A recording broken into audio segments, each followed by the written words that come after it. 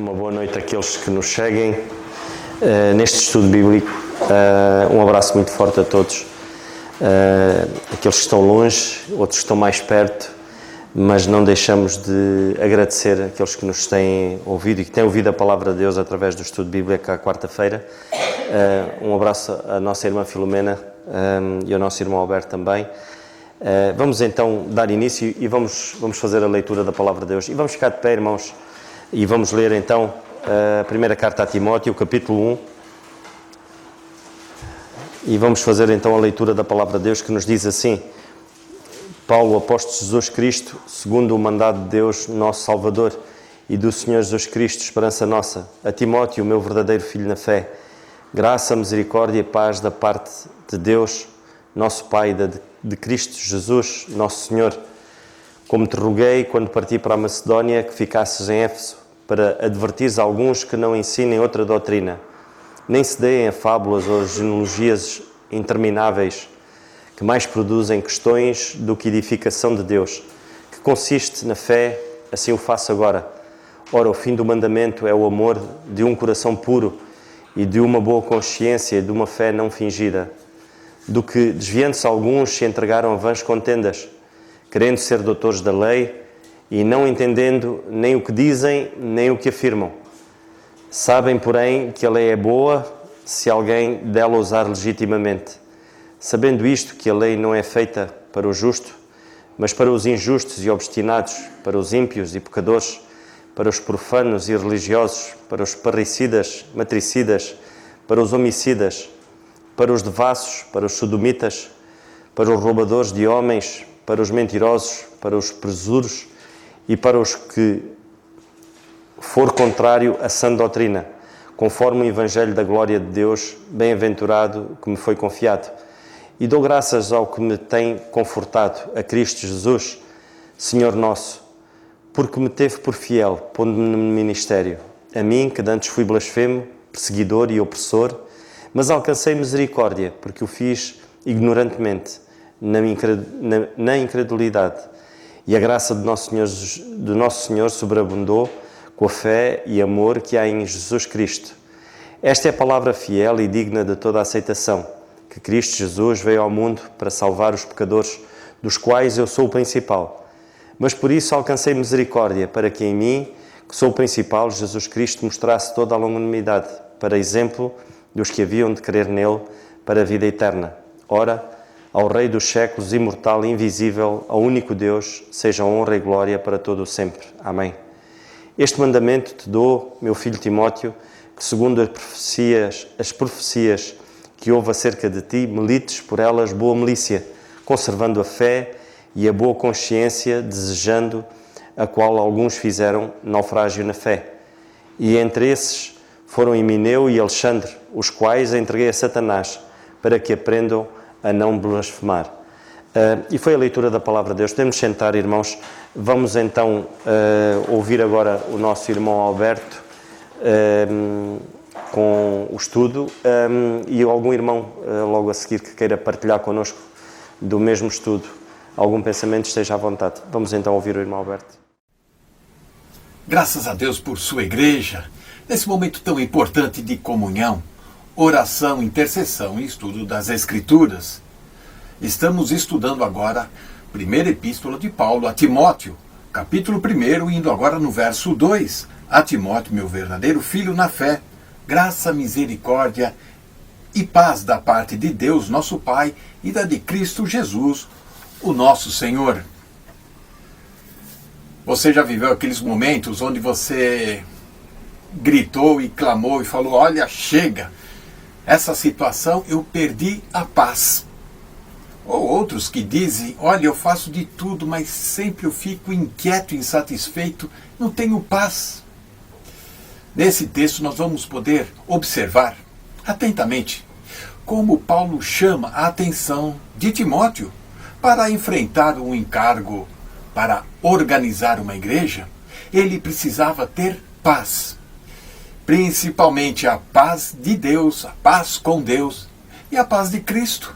Você sabe qual a diferença? Olhando para Romanos capítulo 5, nós já encontramos tendo sido, pois, justificados pela fé, temos paz com Deus por nosso Senhor Jesus Cristo. Muitas pessoas que vivem separadas de Deus por causa dos seus pecados, vivem insatisfeitas, inquietas, incomodadas por um vazio tremendo dentro de sua alma, porque não tem paz com Deus. E isso, ela só vai conseguir esta paz com Deus quando ela olhar para Jesus Cristo. Sim, o Senhor Jesus que subiu aquela cruz no nosso lugar, morreu e ressuscitou para nos declarar justos diante de Deus. E é exatamente neste momento que conseguimos ter então a paz com Deus. Esta paz com Deus, o apóstolo Paulo em Romanos mesmo, muitas vezes explica: todos pecaram e estão destituídos da glória de Deus, Romanos 3, no verso 23. Mais ainda, ele esclarece que éramos inimigos de Deus. Fomos reconciliados com Ele através da morte do seu Filho, em Romanos 5, verso 10. E é através desta fé que nós podemos ter paz com Deus. Paz com Deus acontece uma única vez na nossa vida. E ela não vai se repetir outras vezes. É algo garantido de você ter agora paz com Deus. Você já não é mais inimigo de Deus. Você não é mais um rebelde diante de Deus. Os seus pecados foram levados lá na cruz do Calvário por Cristo Jesus. E esta fé te traz a paz com Deus. E paz com Deus decorre das demais. Nenhuma religião, nenhum prazer ou realização profissional pode trazer esta paz. Somente a fé em Cristo Jesus. Falar sobre a paz de Deus. Veja como é importante nós olharmos as Escrituras no texto clássico de Almeida e percebermos cada palavra inspirada plenamente por Deus, pelo Espírito Santo de Deus. Isso faz toda a diferença. Observando paz com Deus. E agora vamos observar a paz de Deus. Esta paz de Deus é um processo. É algo que vai acontecendo na nossa vida cada vez mais que nós confiarmos no Senhor. Esta paz possui graus. Todos que creem no Senhor Jesus, através da fé, têm paz com Deus. Mas nem todos os salvos desfrutam da paz de Deus. Filipenses 4, no verso 5 até o verso 9, chama atenção para exatamente este ponto. E a paz de Deus, no verso 4, verso 7, Filipenses 4. A paz de Deus, que excede todo o entendimento, guardará os vossos corações, os vossos pensamentos em Cristo Jesus. O texto nos ensina que não são circunstâncias exteriores que podem afetar a nossa paz. Não são situações ao nosso redor que vão tirar a nossa paz. Mas exatamente é uma paz interior da alma. A paz que confia e tem comunhão com este Deus. Não precisamos ficar dominados pelo medo, pela ansiedade, pelas preocupações. Podemos lançar todas estas diante de Deus e assim ficarmos em paz. Todos têm plena paz com Deus, mas desfrutar da paz de Deus é algo que nós vamos amadurecendo, nós vamos ganhando intimidade com Deus a partir do momento que temos o hábito de ler as Escrituras, conhecer a sua palavra, conhecer a sua pessoa. Cada vez mais, ao conhecer ao Senhor, nós vamos nos entregando, vamos descansando no poder de Deus. Quando conhecemos o amor do Senhor, sabemos que Ele cuida de todas as coisas. Mas ainda precisamos tratar agora da paz de Cristo. Esta paz de Cristo está colocada lá em João, no Evangelho de João, lá no capítulo 14, verso 27. Deixo-vos a minha paz vos dou, Não vou lá dou como o mundo a dá.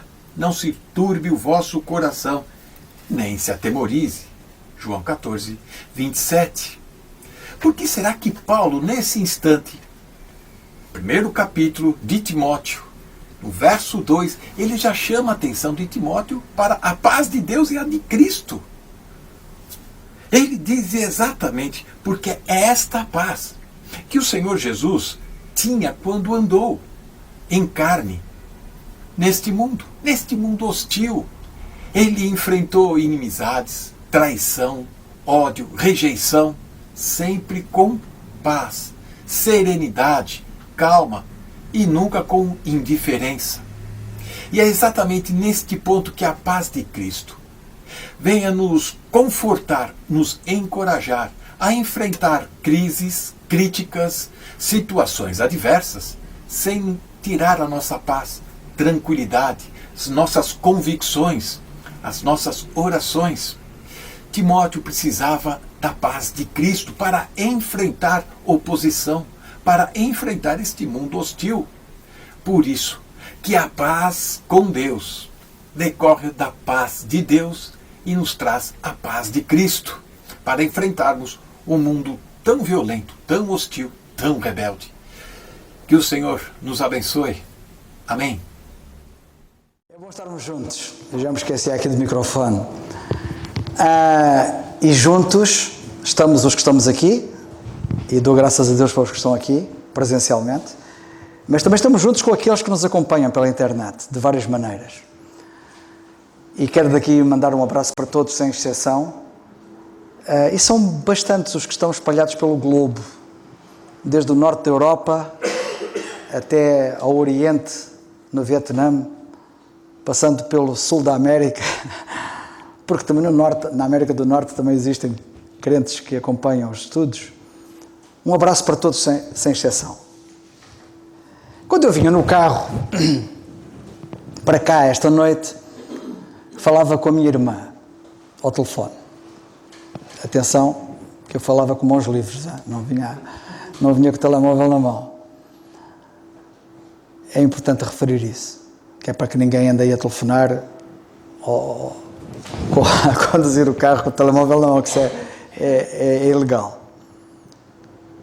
E dizia-lhe ela que vinha para o estudo bíblico, dizia ela que tinha saudades dela, que gostava de vir aqui, que tinha aqui o lugar dela. A Maria Odete até dizia que, olha, está aqui o teu lugar. E, a dada altura, eu disse-lhe assim a ela, olha, vamos para o estudo, hoje vamos para o estudo microscópico. E então virei-me para ela e disse-lhe assim, olha, só para teres uma ideia, o estudo é tão microscópico que hoje no estudo bíblico vamos ver uma coisa que não vemos. E agora? Quando nós falamos no estudo microscópico da Bíblia, e dou graças a Deus pelo estudo telescópico que temos estado a falar nas outras quartas-feiras, pelo nosso irmão David, e que riqueza tem sido, como foi o último sobre Levítico, e como eu fiquei a gostar de Levítico, e a conhecer melhor Levítico, e a conhecer melhor o nosso Deus, e é tão bom, é esse o propósito, é essa mesma ideia, e ela está a ser conseguida, pela graça de Deus.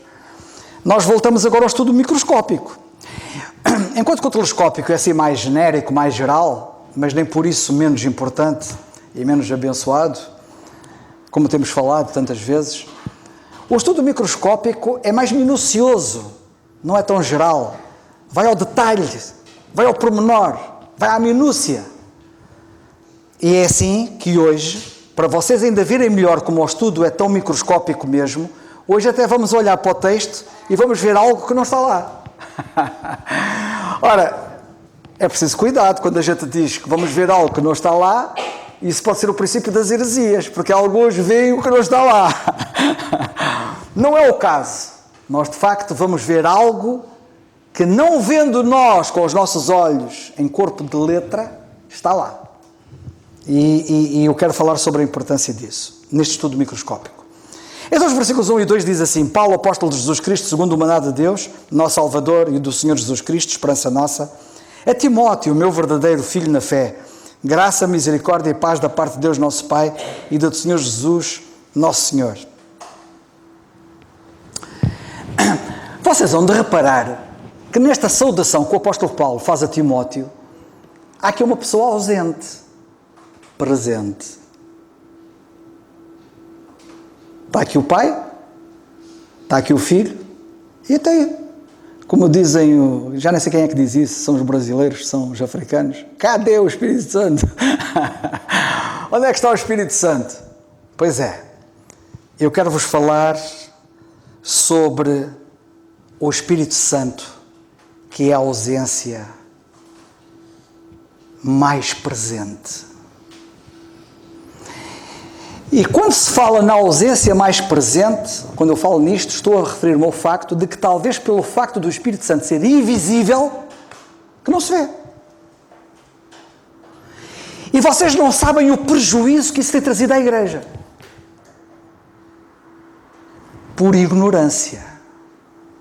Porque devíamos ser todos conhecedores deste assunto que, como vocês vão ver, é muito importante. Isto deve nos fazer refletir profundamente. O facto do Espírito Santo estar aqui ausente, eu já referi isso dispensacionalmente. Até já fiz uma comparação entre a saudação que é feita no livro do Apocalipse e a saudação que temos nas epístolas de Paulo. No livro do Apocalipse, quando João está a escrever e Deus saúda os crentes no livro do Apocalipse, temos ali uma saudação bem diferente da saudação que nós vemos Deus fazer aos crentes da dispensação da graça. E isto vem comprovar, como eu já tive a ocasião de dizer, que o livro do Apocalipse é uma saudação para crentes que não pertencem à dispensação da graça. Portanto, desiludam-se aqueles que pensam que encontram igrejas da graça no Apocalipse. Porque tudo o que está no Apocalipse é profético, é futuro e tem a ver com a nação de Israel. Não tem nada a ver com a dispensação da graça, não tem nada a ver com o corpo de Cristo. O corpo de Cristo não está contemplado no livro do Apocalipse. E vocês vão de reparar que quando a saudação acontece da parte de Deus, nós vemos Deus saudar, e agora não vou entrar em detalhe porque não vou entrar ali em pormenores, mas vocês vejam aqui nos primeiros versículos, não sei se está no 5, se está no 7, é por aí. Vocês vão ver que, em primeiro lugar, o Pai saúda como Jeová. Saúda como aquele que era, que é e que há de vir. É assim que ele saúda. Uma coisa estranha na linguagem da graça. Em segundo lugar, nós vemos o Senhor Jesus Cristo saudar como o príncipe dos reis da terra. Uma coisa também estranha. O que é que isso tem a ver com a graça agora? Príncipe dos reis da terra. Mas tem a ver com a linha profética e com o que vai acontecer no desenrolar do livro do Apocalipse. Ele vem para reinar. E em terceiro lugar, temos o Espírito Santo a saudar. Os 7 Espíritos de Deus, que é a forma plena da manifestação do Espírito Santo. O Espírito Santo saúda naquela carta. Coisa curiosa, não acontece aqui. Mais um pequeno detalhe do contraste que nós vemos nas Escrituras. E porquê que o Espírito Santo saúda ali e não saúda aqui? Ou se quiserdes, porquê que saúda aqui, porquê que não saúda aqui e saúda ali? A razão porque ele não saúda aqui é porque o Espírito Santo neste momento não está no céu. Sabem quem é que está a saudar? Isto é uma saudação do céu. É o nosso Deus do céu que está a saudar. Então, Pai nosso que estás no céu. Onde é que está o Pai? No céu. O Senhor Jesus Cristo, quando os anjos começou a elevar-se e os anjos, e uma nuvem, e ele foi levado ao céu. Onde é que está o Senhor Jesus Cristo neste momento? Está no céu, certo? E o Espírito Santo está onde? Está cá. Atenção, hein? Isto é mais importante que aquilo que vocês podem imaginar. O Espírito Santo é a ausência mais presente. Porque também está cá. Como não está cá o Pai nem o Filho. Que eles estão no céu. E o Espírito Santo é aquela ausência aqui, não é? Que não aparece aqui, mais presente. Porque ele está cá. E já vamos ver a importância disso. No livro do Apocalipse, evidentemente, já a igreja foi arrebatada. O livro do Apocalipse é o reatar do relógio profético que tinha sido interrompido. O relógio profético foi interrompido para a introdução da dispensação da graça. Quando o parênteses da graça fechar, o relógio profético vai ser reatado exatamente onde parou. E onde é que ele parou? No cumprimento inicial da profecia de Joel. Onde é que ele vai ser reatado? Onde ele foi interrompido. A profecia de Joel não se cumpriu na totalidade e, portanto, vai ser arreatado no reatar do cumprimento da profecia de Joel. E o que temos ali é o sol escurecer, a lua transformar-se em sangue, e temos ali os sinais apocalípticos que tem ali no livro do Apocalipse, ok? E o que é que acontece? Se a igreja já foi arrebatada, o Espírito Santo foi com ela. Aliás, nós temos uma figura muito interessante no livro de Gênesis, no primeiro livro da Bíblia, que é Deus enviou o seu servo Eleazar para ir buscar uma noiva para o seu filho Isaac. Lembram-se? E sabem o que é que disse o Labão a certa altura quando o Eleazar começou a trabalhar, o servo de Abraão a trabalhar para conquistar a rapariga, para levar a noiva para o seu senhor Isaac? Sabem o que é que disse Labão? Olha, vai andando que ela depois vai lá ter. Não, disse ele, eu não saio daqui sem ela. O Espírito Santo não sai daqui sem a igreja. E é ele que vai levar a igreja ao Senhor. Mas vai levá-la. E então, no livro do Apocalipse, já não temos cá o Espírito Santo. Está lá no céu, por isso é que ele saúda. Saúdam os três. Já estão os três a saudar lá de cima. E o Espírito Santo agora não saúda porque ele está cá na terra, não está no céu. Pronto, acho que já expliquei isto de forma a que todos pudessem perceber. Quantos crentes eu não tenho ouvido dizer, por outras palavras, se calhar vocês já disseram, quanto eu gostava de poder ter andado com o Senhor Jesus Cristo aqui na terra. Quanto eu gostava de poder ter vivido com Ele, de ter comido com Ele, de ter dormido com Ele, de ter andado com Ele, afinal, como andaram os seus discípulos quando eles cá estavam com Ele na terra. Não há uma certa nostalgia na cabeça dos crentes, de uma forma geral, de que, que pena. Alguns até pensam assim, sou quase crente de segunda classe, aqueles é que eram de primeira classe, tiveram cá o Senhor, agora nós não temos cá o Senhor, como eles tiveram cá o Senhor. E parece que nós estamos em desvantagem. Desiludam-se. Isso não é verdade. E passo a explicar.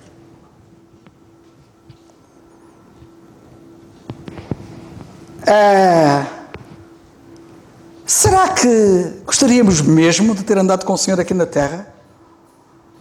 Como sendo algo melhor do que a nossa porção no momento presente?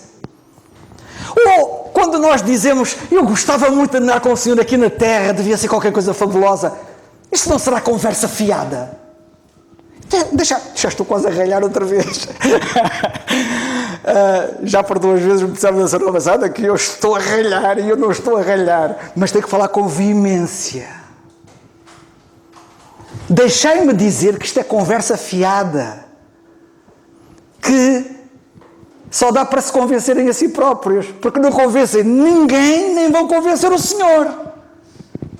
Porque parece que, e tal, se eu vivesse no tempo do Senhor é que era. Que conversa é essa? Então qual é o tempo que estão a viver agora? Bem,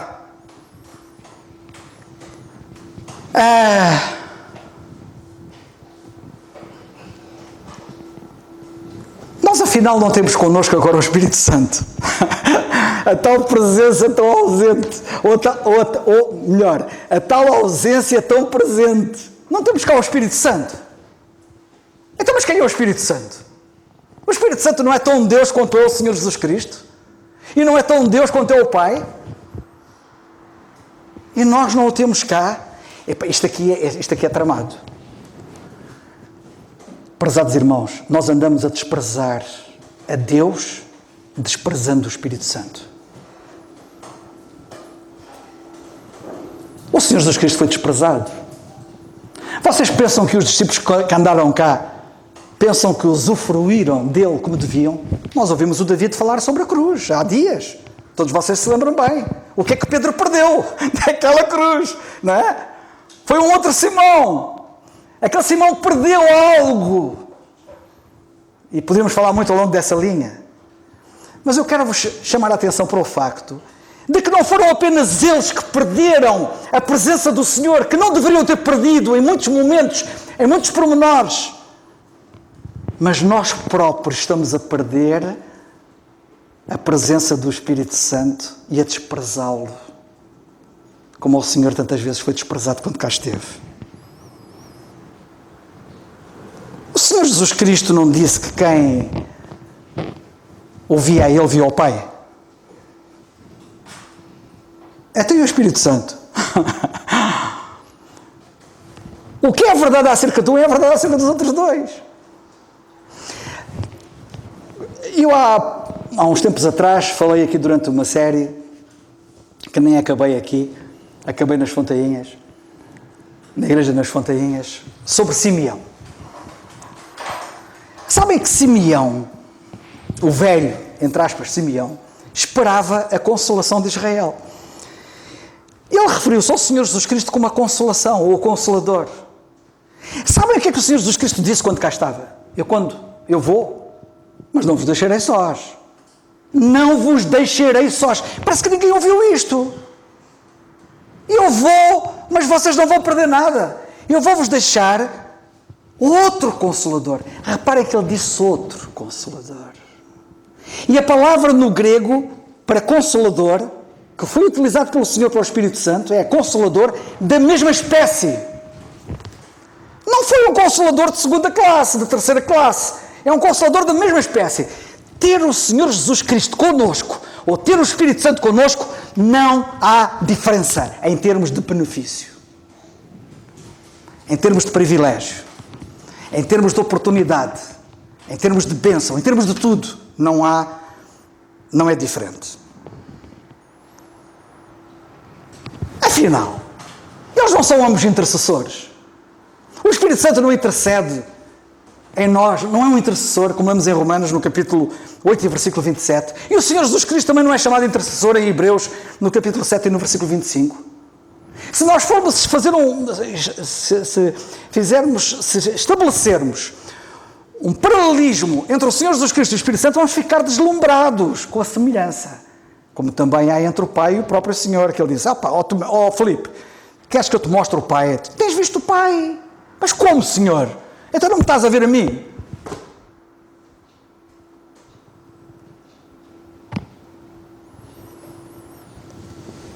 Ora bem, nós agora temos aqui o Espírito Santo. E notem bem que isto é muito importante. Temos o Espírito Santo individualmente. Cada um de nós. O Espírito Santo está aqui para cada um. Que é uma coisa curiosa, quer dizer. Quando o Senhor Jesus Cristo cá estava, um dia foi ao Monte da Transfiguração.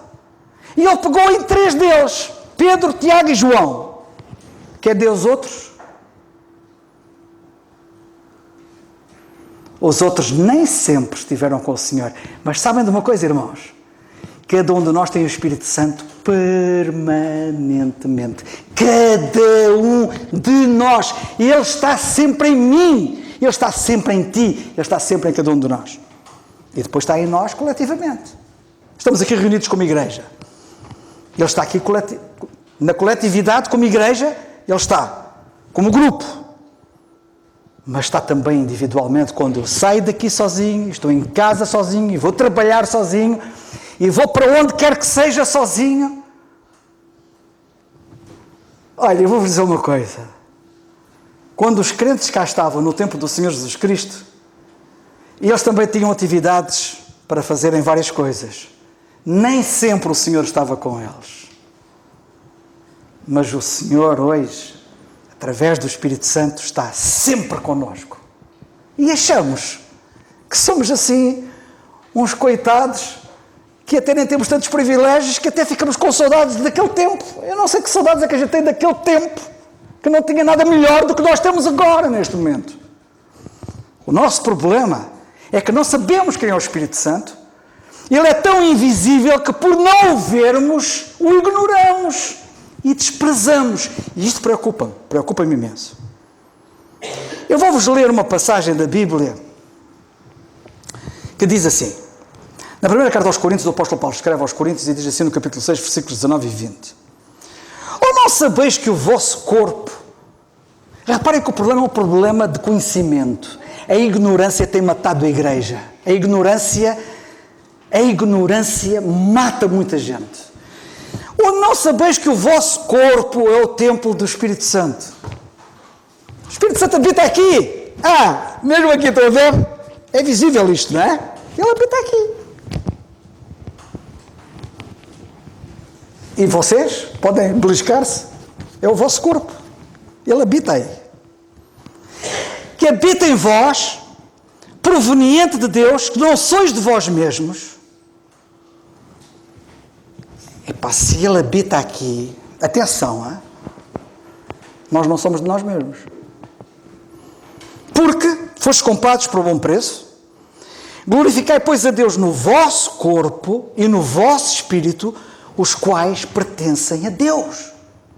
Ele habita aqui.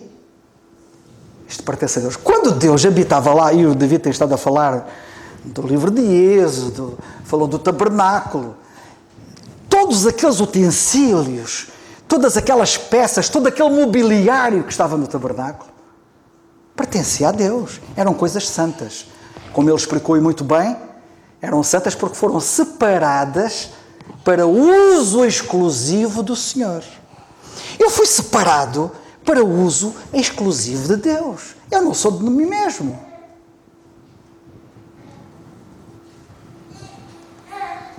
Que privilégio nós temos hoje. A invisibilidade do Espírito Santo não torna a sua presença em mim e em vós menos real. Não torna. Ela é bem real. Olha, para que vocês possam perceber o que é que tem em vós o Espírito Santo de Deus, vocês têm alguém, porque é uma pessoa.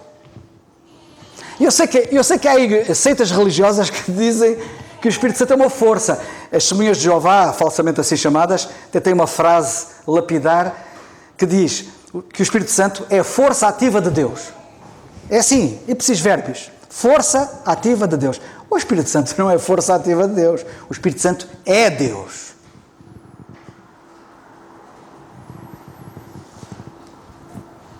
O Espírito Santo não é uma força. Uma força não tem personalidade. Mas o Espírito Santo tem personalidade. O Espírito Santo entristece. As forças não se entristecem. Nós temos alguém em nós que se entristece. E eu faço ideia da tristeza que ele tem quando ele olha para a vida dos crentes, de tantos crentes que se levantam displicentemente de manhã, vivem displicentemente ao longo do dia, deitam-se displicentemente à noite. Como ele deve estar tão triste. Ignoram-me. Dizem que preferem o Senhor Jesus Cristo, quando Ele cá estava na terra, dando-lhes o privilégio que os outros que cá estiveram não tiveram. E eu gostaria de ser capaz de poder falar acerca disto, mas até me sinto-me pequenino para falar acerca disto. Mas eu tenho que falar disto. Ele entristece. Podemos resistir-lhe. Vós que resistis contra o Espírito Santo, disse Estevão, àqueles a quem ele pregava. E outra coisa, diz Paulo, podemos extingui-lo. É extingui-lo. Há crentes que têm medo da palavra extinguir. Não extingais o Espírito, diz o apóstolo Paulo na carta aos Tessalonicenses, se não estou em erro. Não extingais o Espírito. E alguns pensam que extinguir, e pensam no extinguir o fogo, não é? Que é apagar o fogo, que é acabar com o fogo. E pensam que o Espírito Santo pode deixar o crente. Não. Vocês sabem como é que se extingue o fogo? O fogo extingue-se impedindo a ação dele. Sabem que há técnicas para combater o fogo? Lá na Marinha, onde eu estava, também estudávamos essas técnicas. Como é que se combate o fogo? E uma das formas de combate do fogo é impedir a ação dele. E por isso existem corta-fogo, expressões como essas. Ora, quando o apóstolo diz, não extingais o Espírito, é assim, não impeçais a ação dele. O Espírito quer agir em mim, o Espírito quer agir em ti, e nós estamos a impedir a sua ação, estamos a impedir que ele haja. Ignoramos-lo. Nem notamos a presença dele, não valorizamos a presença dele. Pela sua invisibilidade, até achamos que ele se calhar até nem está. Como é que é possível? E estamos a impedir a ação dele. A Bíblia diz que o Espírito revela. Só as pessoas revelam.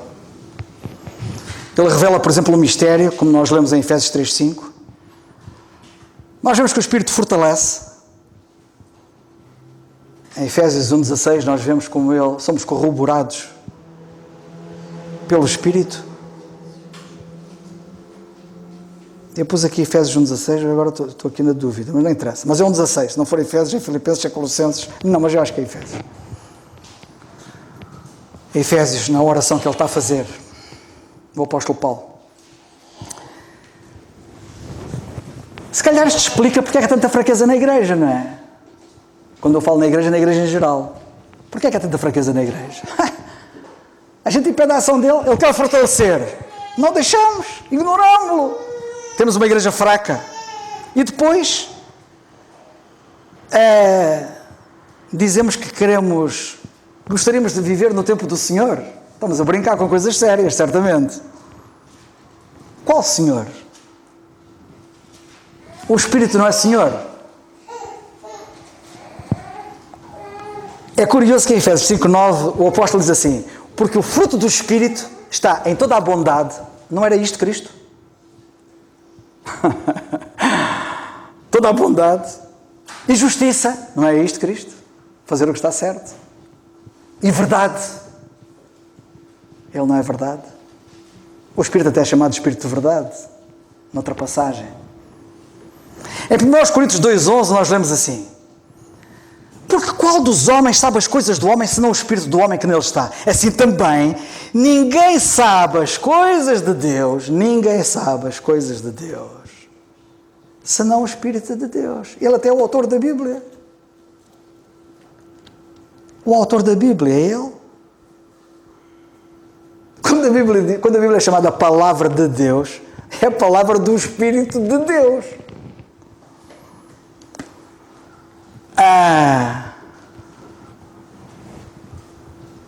Ninguém sabe as coisas de Deus senão o Espírito de Deus.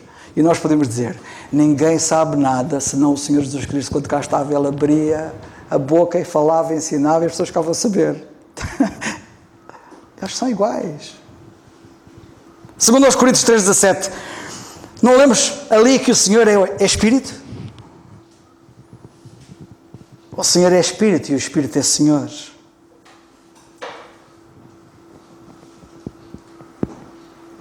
Nós não lemos na Bíblia que devemos andar como Cristo andou. Lemos ou não? Em Colossenses 2,6 lemos assim: como pois recebeste o Senhor Jesus Cristo, assim também andai nele. A Bíblia não diz para nós andarmos nele, em Cristo? Pois é. Qual é a diferença disso e aquilo que lemos em Gálatas 5,16, que diz assim: digo, porém, andai em Espírito. Andai em Espírito. Andai em Cristo. Andai em Espírito. Andai em Espírito e não cumprireis a concupiscência da carne. Queridos irmãos, nós hoje podemos andar, comer, viver, dormir com o Espírito Santo. Coisa maravilhosa. Eu esta noite vou dormir consoladinho. Podemos estar consoladinhos todos os dias e todos os momentos. Como nem poderíamos fazer com o Senhor Jesus Cristo se cá tivéssemos vivido como tanto gostávamos de viver no tempo em que Ele cá estava. Porque nem sempre poderíamos ter comido com Ele, nem dormido com Ele, nem andado com Ele, como eu posso agora andar com o Espírito Santo, viver com o Espírito Santo, dormir com o Espírito Santo todos os dias. Nós temos que ter disto consciência permanentemente. Ele está aqui neste momento, na igreja. Ele quer agir em nós. E quer agir não apenas em nós, mas por nosso intermédio. E a minha pergunta é: vamos deixar que Ele haja? Eu gosto do apóstolo Paulo quando ele disse isto. Vejam se apanham bem aquilo que ele disse. 1 Coríntios 2,4. A minha palavra e a minha pregação. Vocês querem ouvir a minha palavra ou querem ouvir a minha pregação? O que é que querem ouvir? Alguns dizem que estou a ralhar. A minha palavra, diz o apóstolo Paulo, e a minha pregação não consistiram em palavras persuasivas de sabedoria humana. Ouviram bem? Quando vocês me ouviram falar e quando vocês me ouviram pregar, Vocês não estavam a ouvir um homem inteligente, instruído, que aprendeu aos pés de Gamaliel, um homem douto. Não, definitivamente não. A minha palavra e a minha pregação consistiram, não nisso, mas em demonstração do Espírito. Isto é tramado. Quando me ouviam pregar e falar, era o Espírito em mim que estava a falar e a pregar. Em demonstração do Espírito e de poder, para que a vossa fé não se apoiasse na sabedoria de Paulo, mas, que ele diz, na sabedoria dos homens. E há muitos que, infelizmente, ficam deslumbrados com alguns que falam, que pregam, e depois a fé deles já senta neles. O apóstolo Paulo teve o cuidado de dizer a estes crentes, e teve o cuidado de fazer tudo, para que o Espírito de Deus tivesse livre ação na sua vida, de modo a que o seu ministério, quando ele era exercido, não era ele, era o Espírito nele, para que a vossa fé não se apoiasse em sabedoria dos homens, mas no poder de Deus. Isto é tremendo. Eu peço ao Senhor que Ele me ajude. E nós todos devemos pedir ao Senhor que nos ajude todos. Mesmo os crentes, e agora tomem atenção, que isto é importante, que vivem em pecado, mesmo os crentes que vivem em pecado, e atenção que há crentes que vivem em pecado, têm neles o Espírito de Deus. Isto devia humilhar-nos a todos. Paulo diz assim, aos Coríntios, capítulo 6, versículo 18, fugi da prostituição. Todo o pecado que o homem comete é fora do corpo, mas o que se prostitui peca contra o seu próprio corpo. Ou não sabeis, cá está a ignorância, ou não sabeis que o vosso corpo é o templo do Espírito Santo, que habita em vós, proveniente de Deus. Estava a falar de indivíduos que se prostituíam. Vocês não sabem que o Espírito de Deus habita em vós? O Espírito de Deus pode habitar em nós e andarmos a fazer, eu nem vou classificar.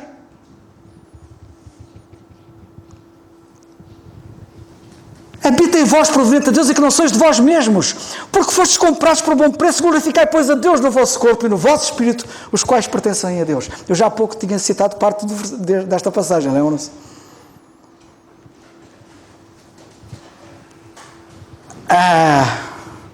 Se vocês lerem Romanos 8,13, vão ver que mortificar as obras do corpo, para nós vivermos, se nós quisermos mortificar as obras do corpo, e o corpo está sempre a querer fazer o que não deve, se quisermos mortificar as obras do corpo, para nós vivermos aquela vida fantástica, o apóstolo Paulo diz em Romanos 8,13 que isto se consegue pelo Espírito. É impressionante. Ele está cá. Estava cá ontem, como está cá hoje, como vai estar amanhã, se ainda cá estivermos, pela graça de Deus. Vocês vejam como a ignorância, o não sabeis, é trágica. Hoje, pelo menos hoje, os que estão aqui e os que nos ouvem, passamos todos a saber, se ainda não sabíamos. A nossa responsabilidade aumentou hoje.